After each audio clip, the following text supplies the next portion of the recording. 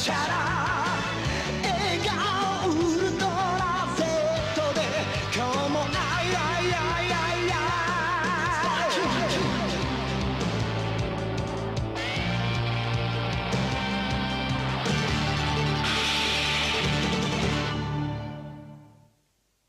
The script I had for this has undergone severe rewrites, as to begin with I was afraid of stepping on as many toes as it would take to fill the ocean and more, and as a result of this my opinions were warped. So, God help me, here is my review of Dragon Ball Z.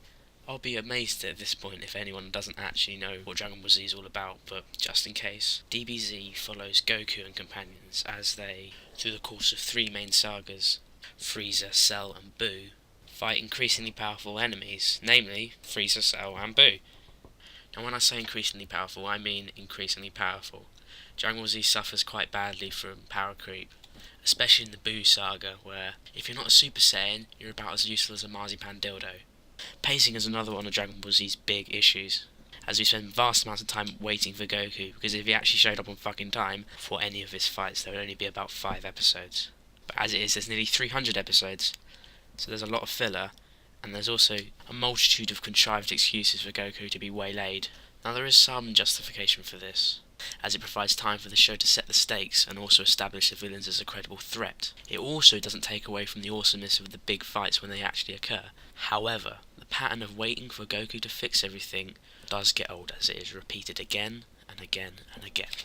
The animation is very inconsistent, and a lot of the time it's incredibly poor. We often see scenes like this, which are used to pad out the runtime with stuff that's easy to animate. This might be because the studio couldn't keep track of its money like an alcoholic on payday. Whatever the reasons, I never felt they detracted from the fight scenes, which I actually found to be incredibly immersive, as most characters have a distinctive moveset. For instance, the Kamehameha, the Kaioken, and the Spirit Bomb. This makes fights easy to follow and means we don't have to waste time having everything explained to us. Dragon Ball Z has strong characterization, which is one of the reasons I think it's so popular. Take Goku for example, the unstoppable badass with a heart of gold.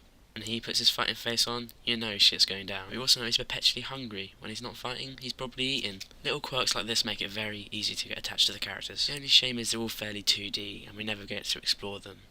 I mean, who doesn't want to get inside Goku? His mind, get inside Goku's mind. Another feather in Dragon Ball Z's cap is the soundtrack. It's really, really good. And while I couldn't name any songs that particularly stood out to me, the music as a whole did a great job of setting the tone for a scene. Now I come to the tricky part of the review. I'm forced to make a verdict, and honestly, I'm struggling to make a decision. And it's not because I'm scared of the rabid packs of fanboys that might tear me apart. Well, that wouldn't be fun, but I'm actually finding it hard to judge Dragon Ball Z, because on paper, there are a lot of flaws, and if I were to have read my script without seeing the show, I would have thought it was pretty shit. However, there is a weird charm to Dragon Ball Z. I can't quite put my finger on it. I wouldn't call it nostalgia, as I've only just recently watched it, well, a few years ago, but there's something about the show that's just charming. It walks a fine line between goofy and retarded, between over-the-top sincerity and the room. You are tearing me apart, Lisa! Overall, I actually would recommend it. Go and watch Dragon Ball Z if you haven't already. It's a great laugh when not taken too seriously. And if you're not feeling brave enough to face all 291 episodes, or you just don't have the time, I suggest you watch Dragon Ball Z Kai, which is a distilled version of the original series.